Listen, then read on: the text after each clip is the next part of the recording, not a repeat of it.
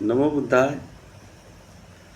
आज गोयनका जी महाराज द्वारा संयुक्त राष्ट्र में दिया गया बृहद आख्यान, जिसका विषय बिंदु था बुद्ध शांति के महावैज्ञानिक थे, जो आगे उन्होंने अपने धर्म शिक्षा के क्रम में अनुभव किया तथा आत्मसात किया तथा दूसरे लोगों से साझा किया, जो इस प्रकार है। दुनिया में जो कुछ हो रहा है उसे देखकर बहुत दुख होता है। इंसान ही इंसान का दुश्मन बन गया है। कोई व्यक्तिगत दुश्मनी नहीं है। लोगों को सिर्फ इसलिए मारा जा रहा है क्योंकि वे किसी खास संप्रदाय या समुदाय, किसी खास जाति समूह या देश से ताल्लुक़ रखते हैं। क्रूरता का स्तर इतना है कि एक इंसान दूसरे इंसान को मार देता है, चाहे वे बेगुनाह हो, चाहे वे असहाय महिलाएं और बच्चे ही क्यों न हो। आधुनिक तकनीक इस दुखद हिंसा को भयावह रूप से विनाशकारी बना देती है, शायद मानव इतिहास में पहले से कहीं ज़्यादा भयानक। इसलिए पहले से कहीं ज़्यादा आज मानवता को नकारात्मक भावनाओं से उत्पन्न होने वाले इन अमानवीय जघन्य अपराधों से बचाने के लिए एक बुनियादी बदलाव की ज़रूरत है। दुनिया नफरत, चिंता और भय की बीमारी से ग्रसित है। इसे एक असाधारण चिकित्सक से उपचार की आवश्यकता है। बुद्ध ऐसे ही एक असाधारण चिकित्सक थे, शांति और खुशी के महान चिकित्सक। शांति और सद्भाव की उनकी शिक्षा आज भी उतनी ही प्रासंगिक है जितनी 26 शताब्दी में पहले थी, जब उन्होंने धम्म चक्र, शांति का चक्र चलाया था। वास्तव में यह आज कहीं अधिक प्रासंगिक है। हम आज यहाँ मानव इतिहास के इस असाधारण व्यक्ति की शिक्षा का सम्मान करने के लिए एकत्र हुए हैं। आइए देखें कि उनकी शिक्षा क्रूर हिंसा की जड़ में मौजूद नकारात्मक भावनाओं को कैसे खत्म करती है और इन्हें सकारात्मक करुणा में कैसे बदला जा सकता है। अधिकांश समय अंधविश्वास और किसी के विचार के प्रति गहरा लगाव नकारात्मकता का कारण बनता है, जो बदले में ऐसे अत्याचारों को जन्म देता है। मैं बुद्ध की शिक्षाओं के संपर्क में तब आया जब मैंने अपनी मातृभूमि म्यांमार में अपना पहला विपश्यना कोर्स किया। मुझे याद है कि कोर्स शुरू होने से पहले मेरे शिक्षक ने मुझे पढ़ने के लिए पुस्तक दी। इसकी शुरुआत बुद्ध द्वारा कलमास को दिए गए प्रवचन के एक उदाहरण से हुई थी। बुद्ध सलाह देते हैं कि कुछ स्वीकार न करें क्योंकि आपने इसे कई बार पढ़ा है, क्योंकि यह पीढ़ियों से पारंपरिक रूप से माना जाता रहा है, क्योंकि बड़ी संख्या में लोग इस पर विश्वास करते हैं, क्योंकि यह आपके शास्त्रों के अनुसार है, क्योंकि यह तर्क संगत लगता है, क्योंकि यह आपकी अपनी मान्यताओं के अनुरूप है, क्योंकि यह आपके शिक्षक द्वारा घोषित किया गया है, जिसका व्यक्तित्व आकर्षक है और जिसके प्रति आपके मन में बहुत सम्मान है।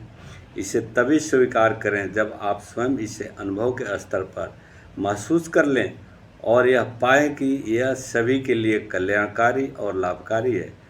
फिर न केवल इसे स्वीकार करें बल्कि इसके अनुसार जीवन भी जिएं। यह संदेश चुंबकीय आकर्षण की तरह था। मैं एक अलग परंपरा में पैदा हुआ और पला बढ़ा, जहाँ मुझे बिना कोई सवाल पूछे शास्त्रों और गुरु के शब्दों को स्वीकार करना सिखाया गया था। 31 साल की उम्र में ये बुद्ध के सबसे पहले वचन थे जो मुझे मिले। मैं उन्हें पढ़कर रोमांचित हुआ। यह शायद मानव इतिहास में विचार की स्वतंत्रता का पहला चार्टर था। मेरे लिए यह स्पष्ट हो गया कि ज्ञानी की शिक्षा में अंधविश्वास या अंधविश्वास की कोई गुंजाइश नहीं है। मैंने इसे खुले दिमाग से निष्पक्ष रूप से आजमाने का फैसला किया। जैसा कि मैंने अनुभव किया है, सत्य को स्वीकार किया। जैसे जैसे मैं पथ पर आगे बढ़ा, प्रत्येक दिन के अनुभव ने मुझे आश्वस्त किया कि यह मार्ग तर्कसंगत, व्यवहारिक और वैज्ञानिक है। किसी भी तरह की आंख मूंद कर स्वीकार करने की कोई आवश्यकता नहीं है। कोई संदेह नहीं था, क्योंकि मुझे बताया गया था कि सत्य को तभी स्वीकार करना चाहिए जब मैंने उसका अनुभव किया हो। मैंने यह पाया कि पथ पर हर कदम सार्वभौमिक और गैर सांप्रदायिक है। इससे मुझे बहुत आत्मविश्वास मिला। अंत में मैंने पाया कि शिक्षण पूरी तरह से परिणामोन्मुखी था। यह मेरे लिए शारीरिक, मानसिक और आध्यात्मिक रूप से बहुत फायदेमंद साबित हुआ। इसलिए पहले कोर्स के अंत में मैंने इसे पूरे दिल से स्वीकार कर लिया और उसके बाद मैं प्रबुद्ध व्यक्तियों द्वारा बताए गए मार्ग पर चलता रहा। लगभग 15 वर्षों के बाद मुझे मेरे गुरु ने भारत और पूरे विश्व में विपश्यना पाठ्यक्रम पढ़ाने के लिए अधिकृत किया। विभिन्न देशों के लाखों लोगों, विभिन्न संप्रदायों और विभिन्न परंपराओं से संबंधित समान अच्छे परिणाम प्राप्त कर चुके हैं। यह शिक्षण सभी क्षेत्रों के लोगों को आकर्षित करता है, क्योंकि उन्हें लगता है कि यह पूरी तरह से गैर सांप्रदायिक और परिणाम उन्मुख है। शिक्षा, धर्म, बुद्ध द्वारा बताए गए मार्ग के गुण यह सरल और अच्छी तरह से परिभाषित है, ताकि कोई भी मन में किसी भी भ्रम के बिना इसका अभ्यास कर सके। दूसरा है कि हर कदम इस पल की वास्तविकता पर आधारित है। इसमें कोई कल्पना नहीं है, कोई अटकलबाजी नहीं है, कोई आत्म सुझाव या बाहरी सुझाव नहीं है। तीसरा है, हर कदम यहीं और अभी इसी जीवन में शुभ परिणाम देता है। मार्ग पर किया गया कोई भी प्रयास व्यर्थ नहीं जाता। चौथा, यह शिक्षा आपको आमंत्रित करती है कि आप आएं और स्वयं देखें तथा सत्य का स्वयं अनुभव करें। पांचवा, मार्ग सीधा है। इस पर उठाया गया प्रत्येक कदम हमें सभी दुखों से मुक्ति के अंतिम लक्ष्य के निकट ले जाता है। और छठा, प्रत्येक समुदाय के प्रत्येक समझदार और विवेकशील व्यक्ति को स्वयं ही अपने भीतर के सत्य का अनुभव करना चाहिए। जैसे जैसे कोई व्यक्ति इस मार्ग पर आगे बढ़ता है और बुद्ध के वचनों को पढ़ता है, यह बात और भी स्पष्ट हो जाती है कि इस शिक्षा का उद्देश्य लोगों को एक संगठित धर्म से दूसरे धर्म में परिवर्तित करना नहीं है। यह शिक्षा अपने आप में कोई संगठित धर्म नहीं है। इसका पालन कोई भी व्यक्ति कर सकता है। जब कोई बुद्ध के वचनों और उनकी टिप्पणियों तथा उप टिप्पणियों को पढ़ता है तो उसे यह देखकर आश्चर्य होता है कि पूरे साहित्य में बौद्ध धर्म और बौद्ध शब्द स्पष्ट रूप से गायब है। बुद्ध ने कभी इन शब्दों का इस्तेमाल नहीं किया।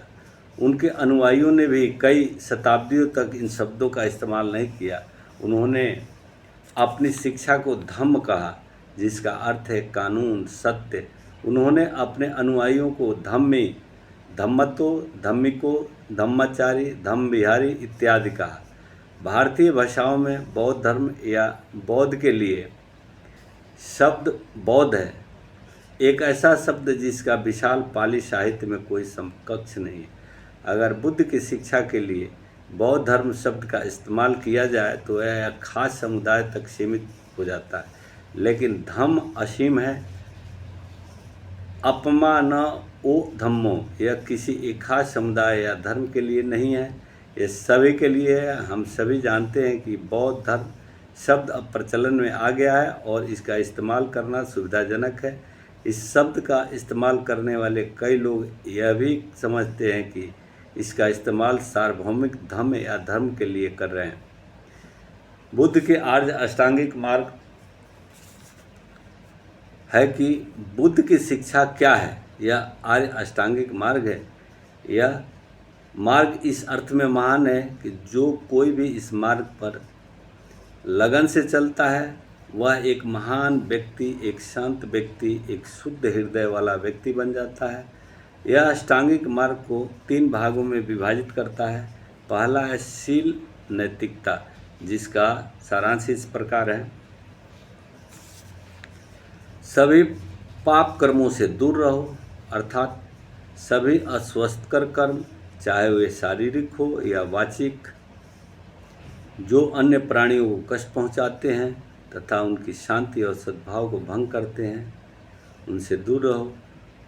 दूसरा है मार्ग का दूसरा भाग समाधि, पूर्ण मन की एकाग्रता, जिसका सारांश है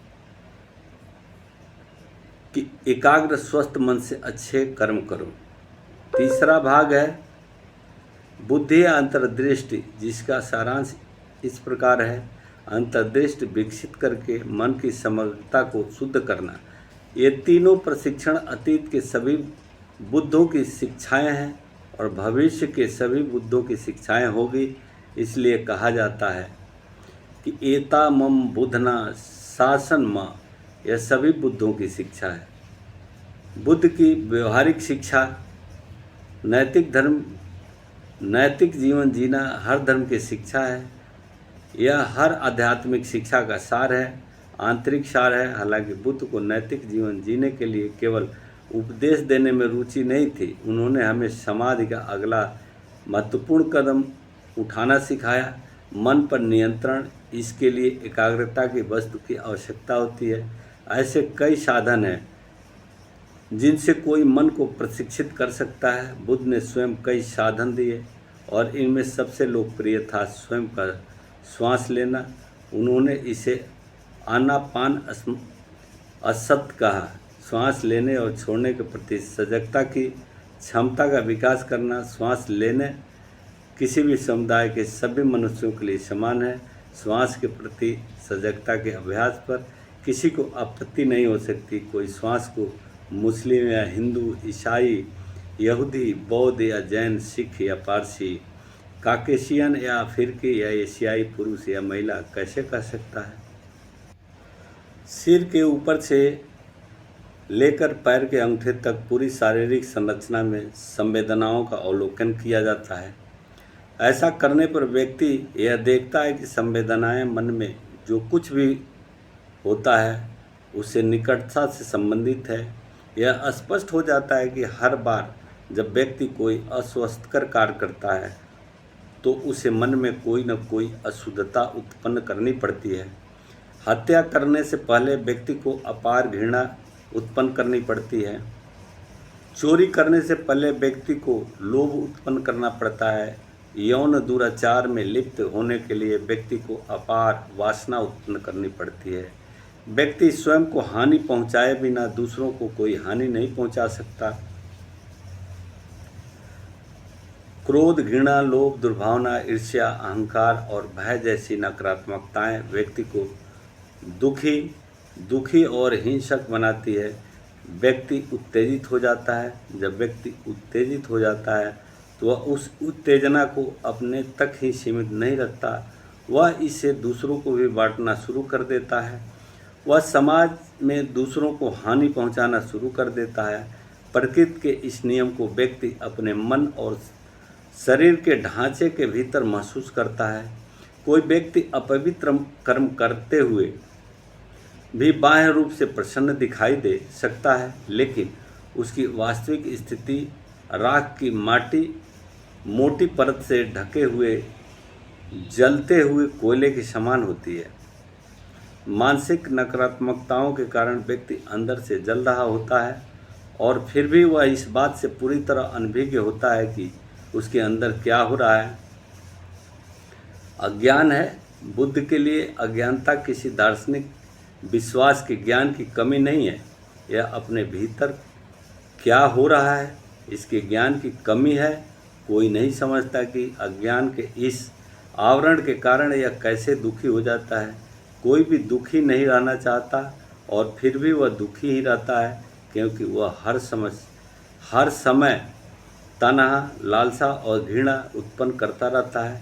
वह संवेदनाओं पर प्रतिक्रिया करता रहता है।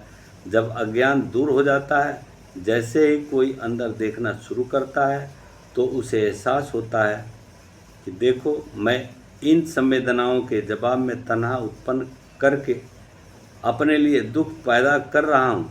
जब वे सुखद होती है तो मैं लालसा पैदा करता हूँ और जब वे अप्रिय होती है तो मैं घृणा पैदा करता हूँ। दोनों ही मुझे दुखी बनाते हैं और देखो, अब मेरे पास समाधान है। जब मैं संवेदनाओं की अस्थायी प्रकृति को समझता हूँ और क्षमता बनाए रखता हूँ तो कोई तनाव नहीं होता, कोई लालसा नहीं होती, कोई घृणा नहीं होती। मन की पुरानी आदत बदलने लगती है और मैं दुख से बाहर निकलने लगता हूँ। बुद्ध के अनुसार यह विद्या या ज्ञान है। इसका किसी दार्शनिक या सांप्रदायिक विश्वास से कोई लेना देना नहीं है। यह किसी के सुख और दुख के बारे में सत्य है जिसे सभी लोग अपने भीतर अनुभव कर सकते हैं। यदि वे मार्ग पर कदम बढ़ाते हैं। 4 आर्य सत्य दार्शनिक हठधर्मिता नहीं है, वे मेरे बारे में वास्तविकताएं हैं जिन्हें मैं अपने भीतर महसूस करना शुरू करता हूँ। वे आर्य सत्य तभी है जब कोई उनका अनुभव करता है और इस प्रकार एक महान व्यक्ति बनना शुरू करता है। जब कोई संवेदनाओं के साथ काम कर रहा होता है तो वह मन की गहराइयों पर काम कर रहा होता है। मन में जो कुछ भी उठता है वह शरीर के भीतर संवेदनाओं के साथ होता है। यहाँ तक कि मन में उठने वाला सबसे क्षणिक विचार भी शरीर के भीतर संवेदना के साथ होता है। बुद्ध की एक महान खोज थी